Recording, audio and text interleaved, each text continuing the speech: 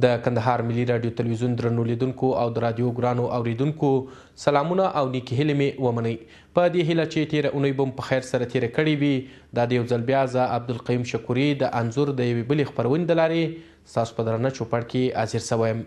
په دې انځوریزه خپرونه کې مو تاسو ته د نیالګیو د ایښولو، روزنې، پالنې په هکله معلومات راټول کړي دي.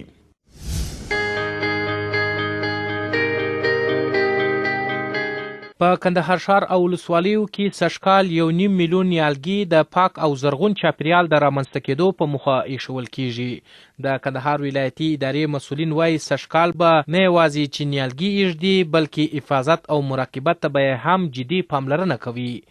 د ښاري انځور د خپرونې درنو لیدونکو او د رادیو ګرانو اوریدونکو په دې اونۍ کې مو خپرونه د نیالګیو ایښودلو ترڅنګ د هغوی ساتنې او پالنې ته ځانګړې کړې ده ترڅو تاسو ته د نیالګیو ایښولو په هکله پوره معلومات درکړو. په تېره اونۍ کې د نیالګیو ایښولو پسرلنی کمپاین د سرپرست والي لخوا د کندهار ملي رادیو تلویزیون په انګړ کې د څو نیالګیو ایښولو سره رسما پیل سو. سرپرست والي عبدالحنان منیب وایي سږکال به 1.5 میلیون میوه لرونکي او بې میوې نیالګي کښېنوي چې روزنې او ساتنې ته به هم جدي پاملرنه کیږي. په دغه کمپاین کې چې د ولایتي ادارې مامورینو، دیني علماو، قومي مشرانو او عامو خلکو په شتون کې پیل سو، پر مهال به یو نیالګی د ځان او بل د هیواد په نوم کښېنوي. تر عنوان لاندې 1.5 میلیون مثمر او غیر مثمر نیالګي کښېنول سي.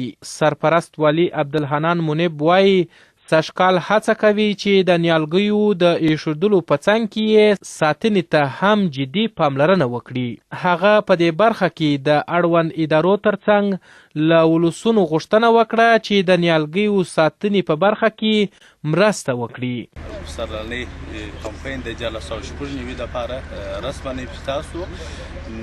خوښ به دي چې د 1.5 میلیون په شاوخوا کې نهالان به کښېنول کېږي چون نهال چې دی د هغه ګټې په طبیعي لحاظ، په صحي لحاظ زموږ د ولس لپاره، زموږ د هېواد لپاره ډېره مؤثره دي. خو د ولس هم غوښتنه دا ده چې خاصه توجه ورته وکړي که چیرې نهالان کښېنول کېږي د هغه بیا ساتنه نه کېږي. هغه کېدای سي چې موږ د نور مشکلاتو سره مواجه سو. زموږ زراعت ریاست به د دې سره خاص همکاري لري که چیرې نهال زموږ هیوادوال وطنوال ساتنه وکړي. کله که دوی د امراضو یا آفات سره مخ کېږي زراعت ریاست به د دې سره همکاري، دوی ته به ادویجات ورکوي.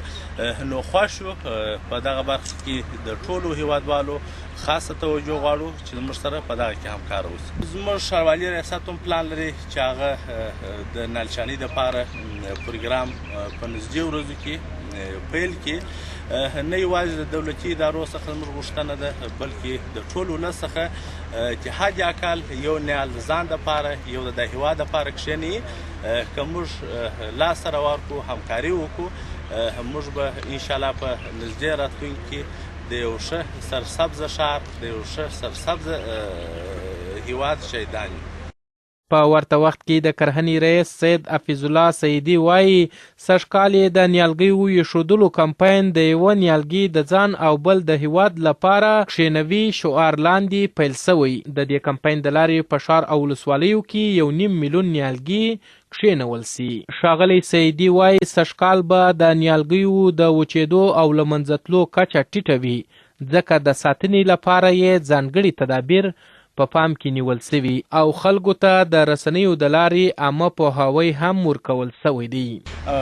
دا د خوشحالۍ ځای دی او زه تاسو ته د میډیا د لارې ووایم باید چې 1.5 میلیون مثمر او غیر مثمر نیالونه به سږکال د خیره په 11 ولسوالو د قندهار ټولو واحدونو کې دا کېنول کېږي چې په دې کې خصوصي سکتور هم دی، افکو دا تقریبا ښاروالۍ ریاست دی، زراعت ریاست دی او موسسات دی همکار چې تقریبا په دې کې 15,000 جري به موږ د خیره سږکال باغونه کېنوو چې چلپي هغې کې ډېره زیاته همکاري کوي. امسي موسسه د هغه کیف زد دی، دې کې همکاري موږ سره کوي.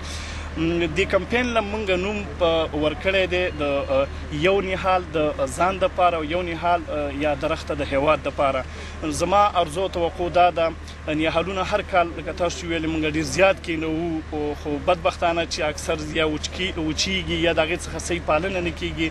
نو زما ټول هیوادوالو ته دا تقاضا ده او دا ارزو ترې لرم چې دغې په ساتنه کې موږ سره دغې په ابیارۍ کې ځکه چې 3 کاله تقریبا دا د ټرینینګ یا تربیې دوره ده باید دغې کې موږ سره همکاري وکړي او دغه نیالونه چې دی کینوي باید وساتي کم از کم 3-4 کالو پورې. 4 کالونه بعد دی مقاومت لري د حیواناتو سره هم د اوبو د قلت سره.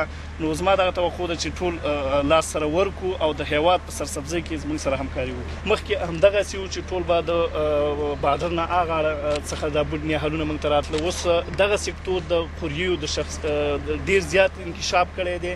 اوس خلک زمونږ باغداران او زمونږ خلک په دې پوه شوي دي چې دا د یو عاید یو ښه منبع ده.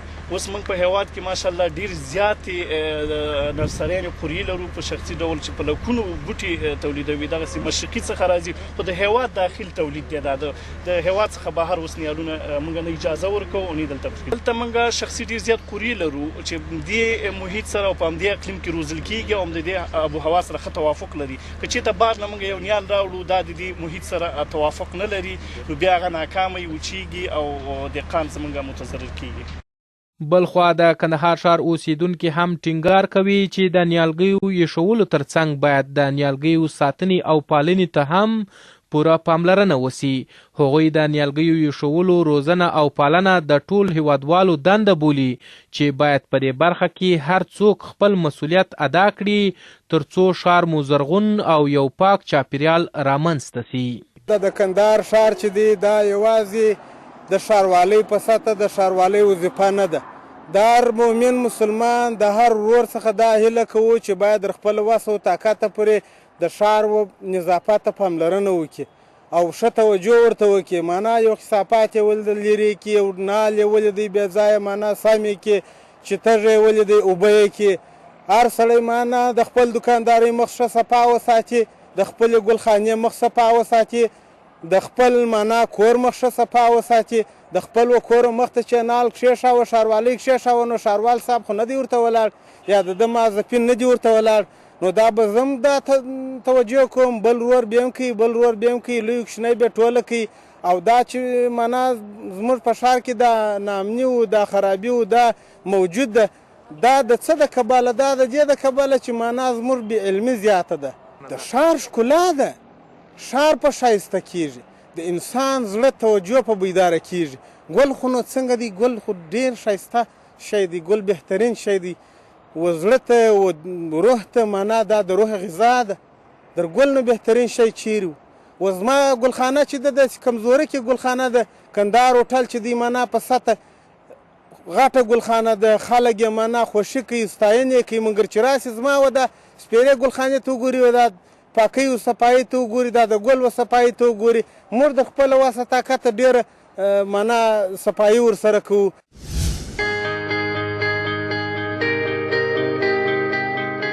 دا نالګي پر وخت باندې اوبه غواړي، یو دوا غواړي، همبار غواړي، یو نور مځکه پستېده غواړي. نو دا پر وخت باندې باید پر وخت د چارې ورته وسي او پوجي یې وسي واره پکښې کې وګرځېږي نو بیا نال سم راځي. اول د واره چې په دې ښار کې د نالګي خلک ږدي باید هغه نال یوسي چې په خلطه کې یا په جم کې بسته وي. هغه نال چې د مځکې سره ختلی ریښه یې لڅي لکه ناجو مقصد دا شان هغه نه شنه کېږي او که په جم کې په ریښه کې ریښه په خټه کې بسته وي هغه ناله نه شنه کېږي. نو دا باید هر سړی کوښښ وکړي چې داسې شی جوړ کړي د خپل ملک دپاره چې د یو چا څه پیسې واخلي نال پر خرڅ کړي هغه باید شین سي نه چې پاته سي دی وچ سي. نو هغه شی چې د مځکې راختلی هغه باید په خټه کې بسته وي. اوس دا نور نالان دي لکه زردالو، الوچه او ګرنګیچ، شفتالو دا نالګي دي هغه په جم کې نه راخیږي، هغه دغسې د مځکې سره راخیږي. پر وخت باندې مقصد د سیلې څخه سیله شروع شوه سیله پای ته رسېږي باید هر سړی خپل نال پوره کړي. کینې کې پوره ناوخته یې کښېږدي بیا ګرمي په راځي هغه نالان وچېږي.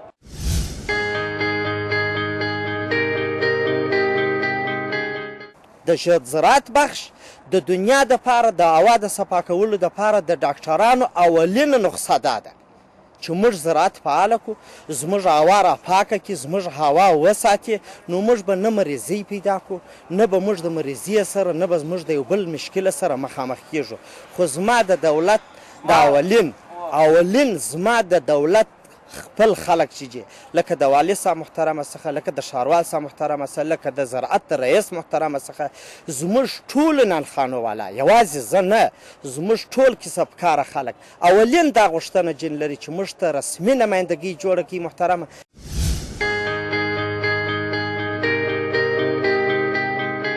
چې د ښاروالي څخه دا غوښتنه هم ده چې دې نیالګي ته پاملرنه وکړي چې زمونږ دا ښار پکې ښایسته ښکاره شي او نور دې ته همیشه اوبه ورکړي. او نور دا د زراعت والا څخه دا غواړو چې زمونږ د دهقانانو ورونو سره کومک وکړي چې په نیالګیو کې چې دا هم لږ زره اقتصاد سره څه شي جوړ شي اقتصادي. او نور همیشه د ښاروالي څخه دا غواړو چې دا یالو او د نیالګیو ته هم څه وکړي، یاله همیشه پاک وساتي او د نیالګیو ته اوبه ورسوي چې زمونږ وطن، زمونږ ښار د کندهار شهر پکې ښایسته ښکاره شي. او د همدې څخه ډېره مننه غواړو چې زمونږ د څه سره کومک وکړي، زمونږ د ښار سره او زمونږ د ورونو سره همیشه کومک وکړي.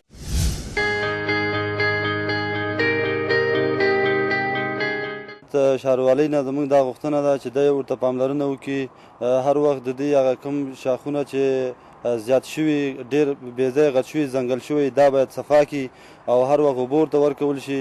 او دوی ته یوازې د ښاروالۍ له خوا نه د رعایت هم باید ورته پاملرنه وکړي. بیا د دې په ضمن کې چې ښار باید ښایسته وي، چې خلکو د تفریح دپاره، یعنې ښار چې ګنده شي، خلک ځي تفریح دپاره نورو ځایو ته ځي، یعنې کلیو اطرافو ته ځي. باید ښار ښایسته وي چې خلک راشي ښار ته، د ښار نه باید خوند واخلي، داسې نه چې خلک ځي د اطرافو نه خوند اخلي. باید د ښار نه باید دوی خوند واخلي، ښار ته باید ډېر توجه وکړي چې دغې خلک نه خوند واخلي او ښار ښایسته کېږي. او د ښاروالۍ څخه زموږ بله دا غوښتنه ده چې اکثره د ویالې یا نور ځایونه دا ټول ګرده خراب وي، دا باید ټول صفا کړي، دا باید صفا وساتي او چې خلک نه فایده واخلي. داسې نه چې اکثره خلک چې مریضانېږي خو همدې میکروبونو نه، د همدې هغه نه چې د ویالې ګندۍ، د دې نه خلک مریضانېږي او خلکو ته ضرر رسېږي. باید دې ته ډېر پاملرنه وکړي.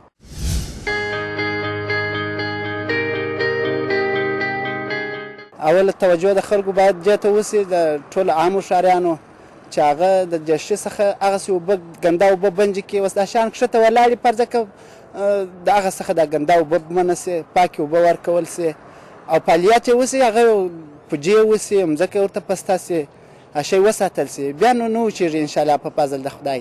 او بیا په نالګیو په ایښولو کې دلته فرق سته، بېلابېل نالونه د نورو ځایو څخه راځي چې هغه نتیجه نه ورکوي. دلته زموږ څه په ښار کې ایښول کېږي په هغه طریقه باندې چې هغه خلک صرف د تازهوالي او د رانیولو په وخت کې توجه دې ته نه کوي چې دا شی باید ښایسته شی اوسي، شاید دا شی زوړ اوسي، هغه بیا وچ سي، نتیجه نه ورکوي. هغه د رانیونکو په وخت کې هم باید سړی ورته وګوري چې دا څنګه شی باید سړی کښېږدي، ښه د کیفیت شی، ښه کیفیت ولري، هغه شی کښېږدي، هغه به انشاءالله الرحمن بیا دا شی نتیجه ورکړي. هغسې شی چې پر دوکاندارانو باندې یا فرض که په نورو ځایو کې د نورو ولایتو، د نورو ځایو، د نورو ښارو څخه د مالونه راځي، اکثره په داسې ترتیب باندې راوړل کېږي لکه فرض که د هرات نال چې یا فرض که د نورو ساحو څخه دا شیان راځي، موږ یې خپله راوړو، موږ خپله دا کاروبار کوو، دا ګلخانه زما ده. موږ دا نالان راغواړو، د ارغنداو نه آل دی، موږ یې په یوه قیمت باندې پلورو. د هرات څخه نه آل را روان دی چې هغه ډېر د سدوسي په سر کې هلته په هرات کې ولوېږي، در دې ځایه چې راځي نه آل مطلق د زراعتو په حساب باندې 2 ساعته وخت لري، چې یعنې په 2 ساعته کې باید دی کښېښول سي، مځکې ته ورسېږي او ریښه یې پټه وساتل سي. چې د هغه هرات سره روان سي، در دې ځایه پورې راځي، ریښه یې وچې سي او دلته خلک ورته ګوري چې دا ارزانه نالګي دي، دا ارزانه ونیسي، بیا یې کښېږدي، کې مځکو ته یوسي، کې په بازار کې کښېږدي، کې اطرافو ته یوسي، هغه نتیجه نه ورکوي. په 100% کې 90% خرابي لري. زموږ ستاسې خصوصا د کندهار نال چې دی ډېر ښایسته نتیجه ورکوي، ډېر ښه نتیجه ورکوي چې خلک یې رانیسي، که څه 10 روپۍ و 15 روپۍ پورته اوسي، هغه بزګر و، اوبه و، مځکه و، هغه کم حساب و کتاب یې دغسې فالتو مصرف یې نه ضایع کېږي. که چیرې بل فرض یو سړی راولاړېږي 100 ډالۍ نالان رانیسي هغه دی په 10 روپۍ باندې رانیسي یا په 20 روپۍ باندې رانیسي د دغه پیسو په قیمت باندې که توان توک ونه لري اقتصاد ضعیفه دی بیا دې 10 نیالګي وکړي 10 پر کال باندې وکړي چې دا 10 نیالګي کښېږدي خپل د وطن شی کښېږدي هم به زموږ ستاسې وطن په مخه ولاړ سي هم به زموږ ستاسې اقتصاد و زراعت په مخه ولاړ سي هم به زموږ ستاسې هغه کوم نهال چې دی هغه به نه ضایع کېږي.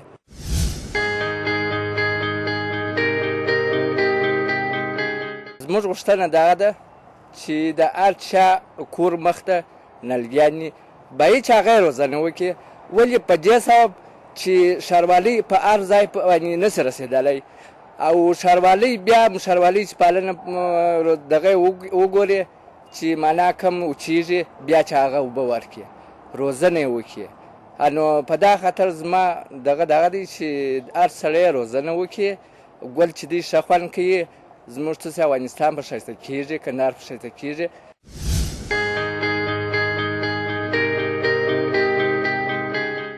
نو د نالانو دا خواهی دی چې انبار و هغه پالنه چې ده هغه پر وخت ور وکړي معنا په 2 ورځې کې اوبه غواړي دی لسمه ورځ بعده ورکړي یا په 10 ورځې کې اوبه غواړي دی میاشت بعده ورکړي یا نال کښېږدي بالا وایي دا د حکومت لپاره نال د مزدوران یې دغسې چې وایي کښېږدو بالا پالنه نه پسې کوي او موږ د ښاریانو څخه دا هیله ده چې دا ښاروالۍ والا نال کښېږدي باید چې دوی در دغه وپالي در حکومت چې دوی ښه وپالي چې زموږ ورته ښار ښایسته کېږي وطن مو ښایسته کېږي.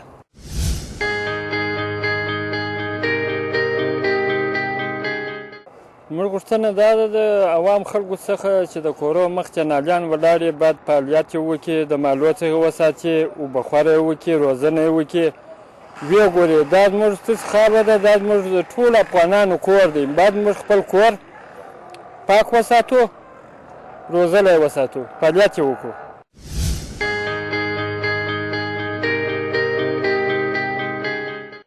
که څه هم هر کال په ښار او ولسوالیو کې د ښاري ښکلا او زرغون چاپیریال د رامنځته کولو په موخه د دولتي او خصوصي سکتور په مټ د ښار په بېلابېلو برخو کې په زرګونه نیالګي ایښول کېږي خو د خلکو او اړونده ارګانونو د نه پاملرنې په وجه برته له منځه تللي خو سږکال ولایتي اداره ژمنه کوي چې د نیالګیو ایښولو ترڅنګ به یې حفاظت او مراقبت ته هم جدي پاملرنه کوي.